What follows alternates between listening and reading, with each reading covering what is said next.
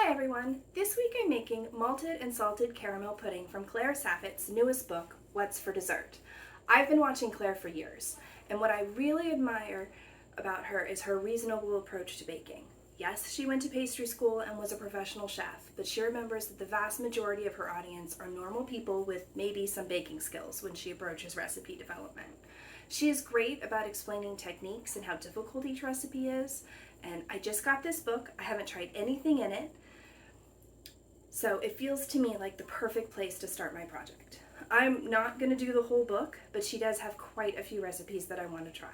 I promise, despite what Mike said when I showed him my tabs, I have not marked the whole book. But do expect to see several videos featuring her recipes in the future. So let's get started.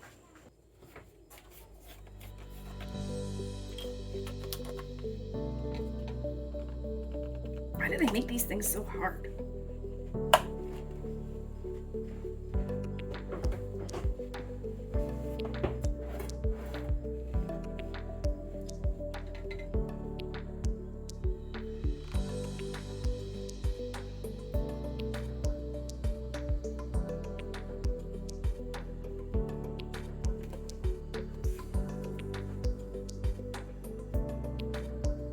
So she recommends warming the cream before we do anything else, so that's what we're going to do.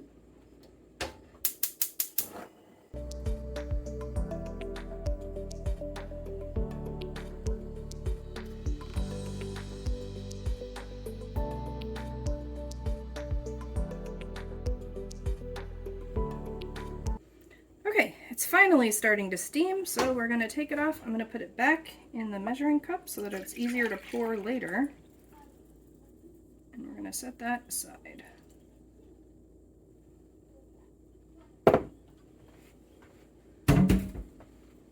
Okay.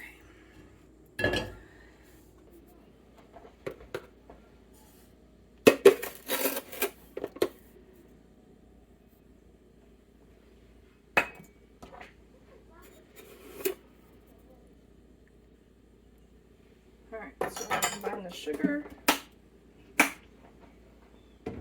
We're going to combine the sugar with some water.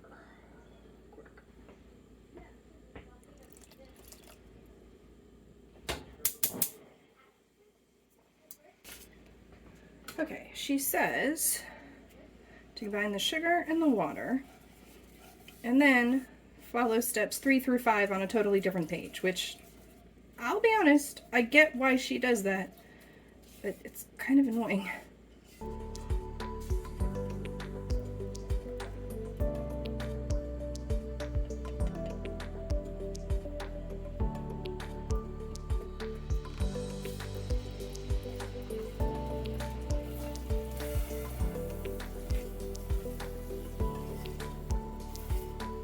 I know that I'm supposed to be using a pastry brush to wipe down the sides. I can't find my pastry brush, so we're going to do the best we can without it.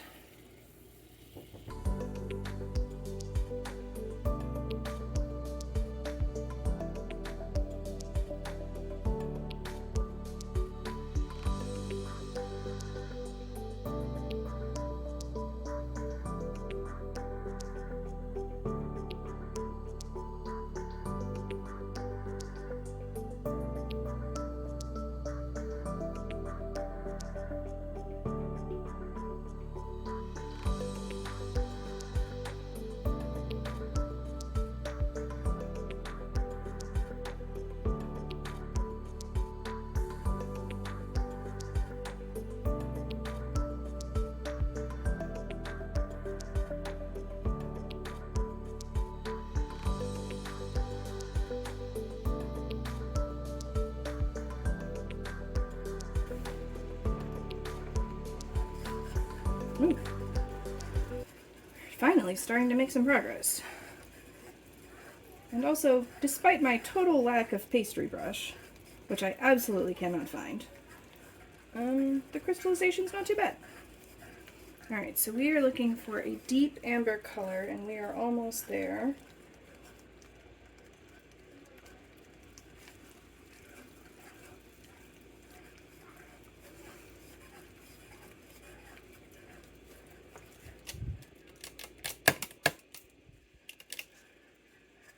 Alright, that looks deep and amber to me. So now we are going to very slowly and very carefully put the warm cream into the caramel, stirring very carefully.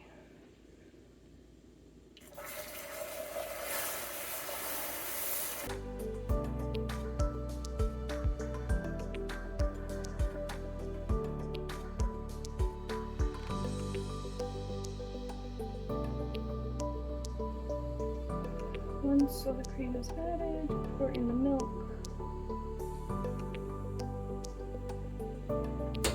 Just return to medium heat. Okay, there we go.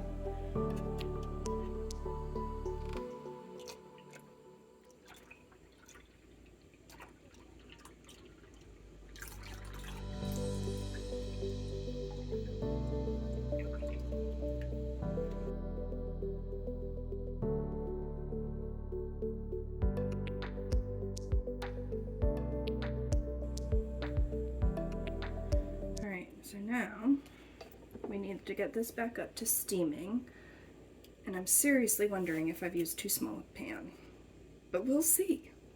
Fingers crossed that I have not. Alright, we're almost there. We're just looking for it to seem like it's supposed to ripple beneath the surface. And I can see little tiny shimmers, so we're gonna call that. We're going to take it off the heat. Then we're going to do the next bit. Okay, we need cornstarch, malted milk powder, salt, and a 1/4 cup of sugar.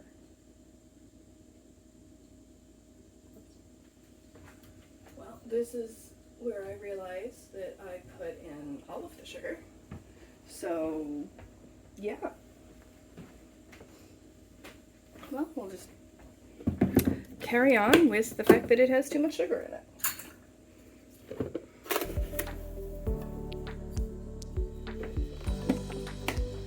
Cornstarch.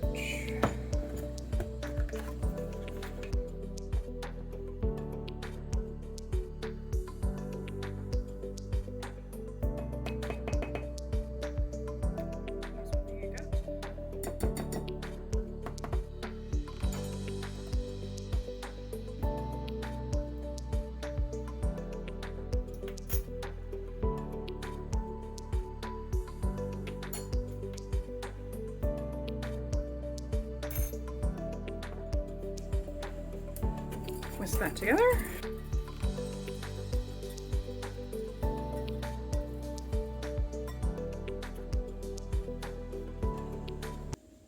Four egg yolks at room temperature. So these have been sitting out. I know there are lots of ways to do eggs, and some people will scoff at my use of an egg separator. That's fine. Whoops. Well, that didn't work out. Let's try that again. Come on. This isn't normally this hard. Here we go. It's one. But I absolutely hate getting my hands messy, which is weird for somebody who likes to make pie dough. Yeah.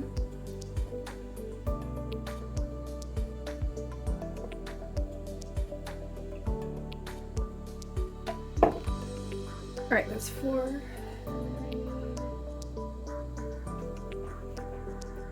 Just 2 normal eggs.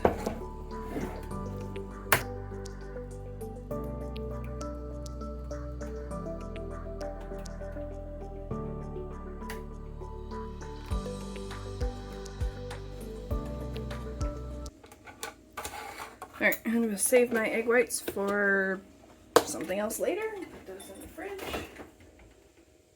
Somewhere in the fridge.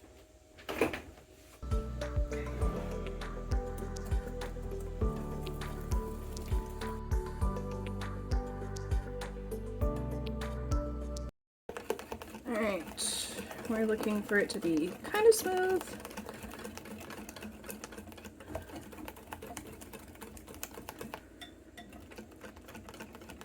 I'm not sure how that stirring sound is showing up on camera. Probably kind of yucky. Alright, that's as good as that's gonna get. So let's blanch the eggs. Okay, so I'm gonna scoop some of this hot mixture up, and then we're going to very gently temper the eggs so that our eggs don't curdle. And I find if I make small swooshing motions and just let my left arm kind of jiggle, that gets the hot mixture into the bowl without sloshing in too much at any given time.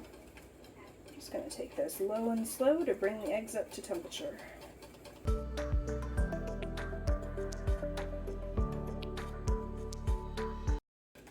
As it gets more up to temperature, you can start to go a little bit faster.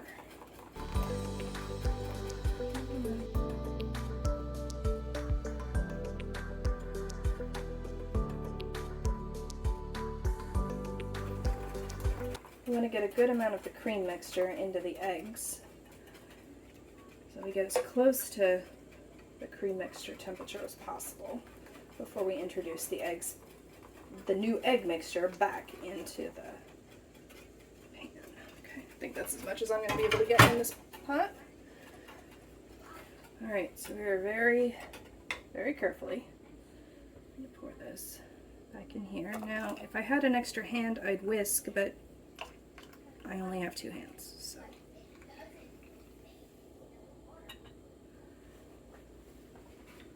Turn that stove back on. So we're gonna stir, whisking constantly and scraping around the sides until the pudding is thickened and the foam on the surface has subsided. Stop whisking every few seconds. Alright, looks like we're looking to bring this up to a boil.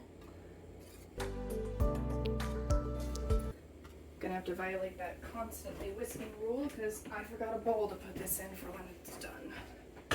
There we go. No harm, no foul.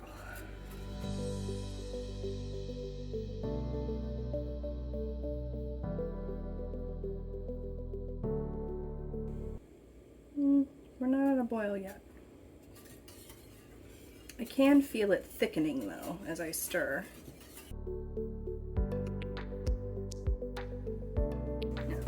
Claire doesn't say to do this, but I always strain puddings.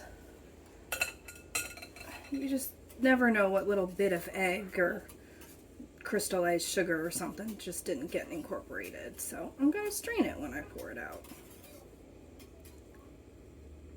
And no one can stop me. We're getting there, but we're not there yet. Plus we still have foam on the top. So that could be because of my stirring. Ooh, look at that. It's looking smooth and creamy. You can see bubbles coming up on the side. We are almost there.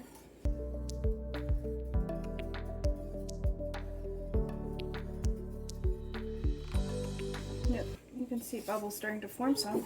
She says whisk vigorously for 15 seconds and then put it in the bowl.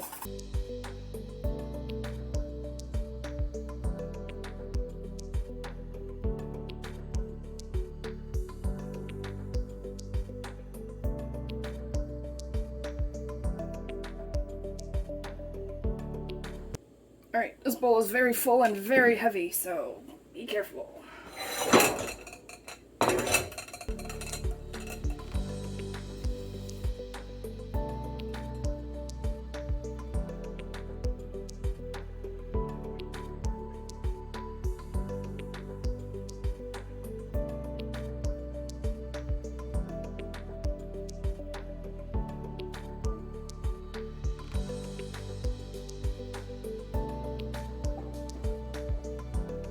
Alright, all of that little jelly stuff I'm just going to leave there.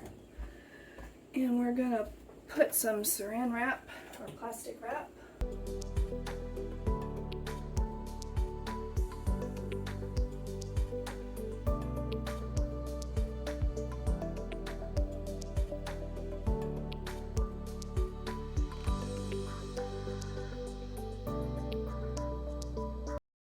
Now, be careful. This is hot. It just came off the stove, and you have to push it down on top. So I just start in the middle, very gently work my way out to the edges.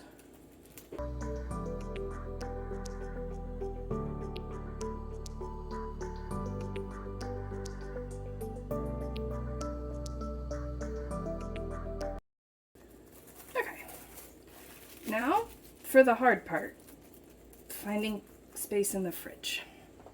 Okay, I did some jiggering. I found some space in the fridge. It's hot, so pot holders are your best friend there.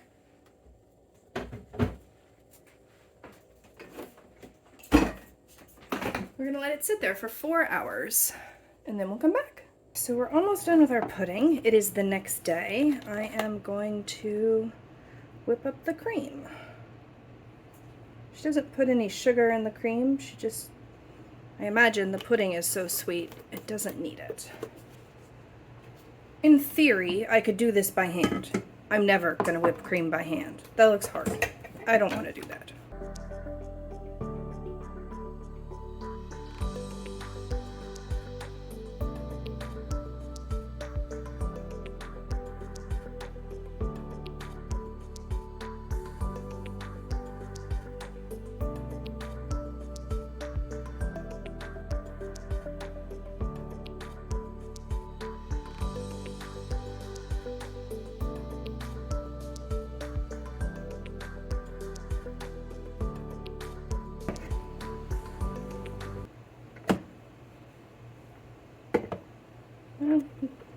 That seems close enough.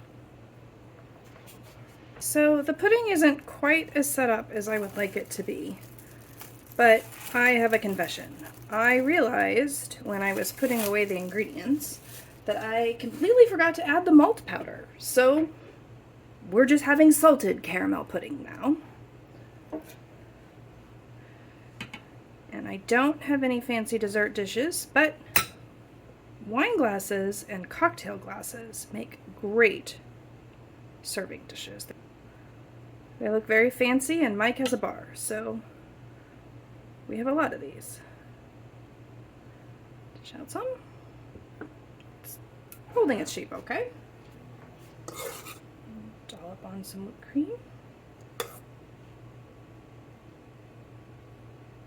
Just put it there.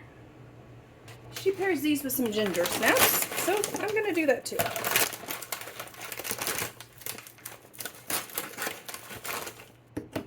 Because I love a good ginger snap.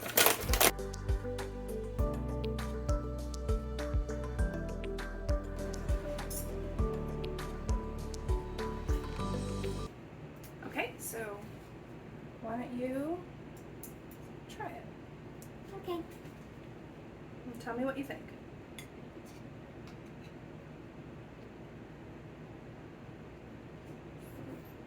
Take this. It's really good. It's good. Should I make it again? According to my acquaintances, yes, but I don't really like the snaps, so once you give it to me, get the snaps of the rest. It's really good. And I'll be taking this. Okay, sounds good. So it's the next day, and here are my honest thoughts.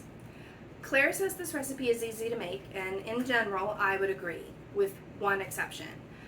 While the basic steps are simple to follow, there's one thing a novice baker should look out for.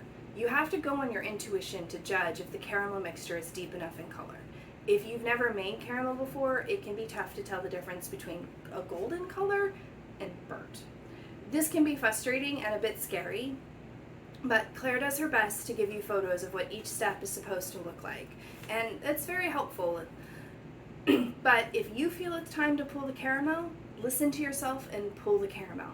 Personally, I'd rather be missing a few of the toasty flavors that I may be lacking if you pull it too early than have caramel that's too bitter because I burnt it. Would I make this again? Yes, I would. I personally love caramel, even more than chocolate. Don't tell Nat Cat. So I can definitely see making this again. Mike liked the ginger snaps. He said that it gave the pudding texture, and he also really likes malt. So the next time, I need to remember to include the malt. But otherwise, I think this is a hit. If you don't like malt, you can definitely make it without it. Thanks so much for watching. If you have any recipes that you'd like to see me try, please put them in the comments, and don't forget to like and subscribe. Thank you, sweetheart. Thank you so much.